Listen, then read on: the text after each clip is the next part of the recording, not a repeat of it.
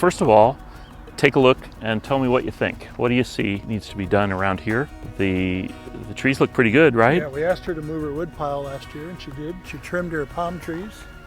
They look great. Well done.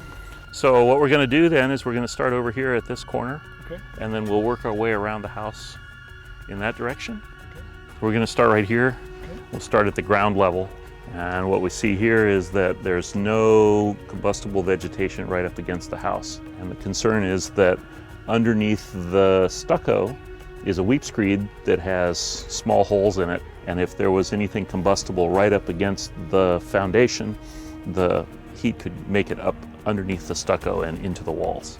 And then, of course, the walls are fully stuccoed, pretty fire resistant. And underneath the eaves, there's no eave vents.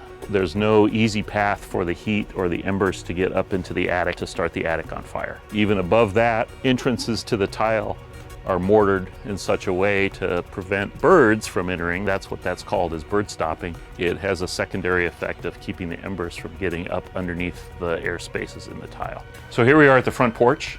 The concern with the front porch is a couple-fold, primarily the redwood siding over here, and where the embers would land if there's an ember storm impacting the house. And so you can see at the bottom of the siding there's a gap, which is really good because those embers are going to land on the flat surface and build up against the tile. We have this gap at the bottom where there's room for the embers to hit the horizontal surface and build up against the vertical surface of the tile and not impact the redwood at that point. And then the other concerns that we have underneath a space like this is anything that might be combustible. In particular, in here, we have some leaves, which could potentially ignite with the embers.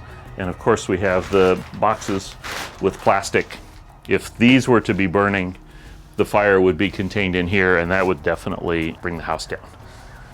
And of course, all the way even over there, the potted plant in the corner is a potential source of a small fire that would grow to a larger fire. Now at this point is where we typically instruct our homeowners about what I call the kitchen match idea.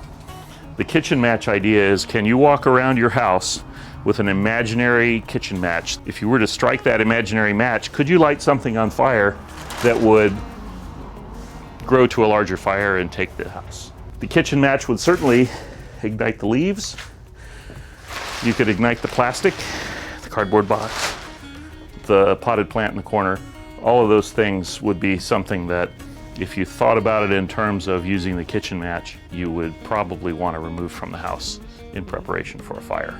Up here, it looks like there was a leak in the roof, and there's some rotted wood. Rotted wood like that, or wood that's been eaten by termites, is extremely susceptible to embers because it's very dry, it's very thin, and it's very easy to ignite. If there's wood rot in the roof area of the house, your house is vulnerable to an ember ignition. Kind of leads right to the attic. It kind of leads right exactly to the attic. And that's one of the main places that we want to keep the fire out of. If the fire gets into the attic, there's not a lot we can do about it. Particularly if there's a large wildland fire going on, there's not going to be a lot of resources. Being able to get into the attic to fight the fire isn't going to happen in the event of a big wildland fire. What's the ideal height of the tile base? I would say it should be a minimum of 6 inches. And I've seen embers collect from a fire into like a tiny little snowdrift in the corner, up to maybe 3 inches tall or something like that.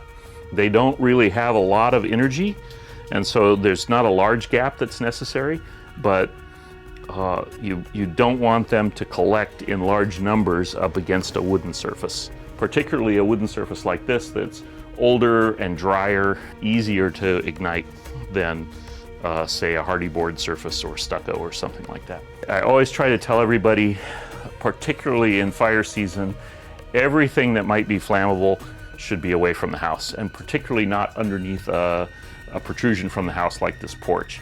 Things like patio furniture, the cushions on the patio furniture, the cover on the barbecue, the wood pile. In this particular case, the homeowner has moved her wood pile all the way out to the fence, which is awesome. But a lot of times we'll see somebody will have a small stack of logs right here. When you're trying to start a fire in the fireplace and you have a big log like this, you think you can never get that to light. In a wildland fire, when it's dry and windy and the embers come, I've seen logs that are 10 inches in diameter catch fire from that. And if you had a little pile of logs in here, there would be more than enough heat energy to get through these walls and up into the attic and take the house down. One of the things I want to point out here is this little patch of rosemary that we have. It's well away from the house, about 4 feet away from the house, which is really, really good. But these plants in general are relatively unsafe to have close to the house because of their high resin content. They burn really, really well. And then also inside, there's always lots of dead leaves. And embers landing in this will ignite this whole bed pretty rapidly. And there's a lot of fire load that could be right here.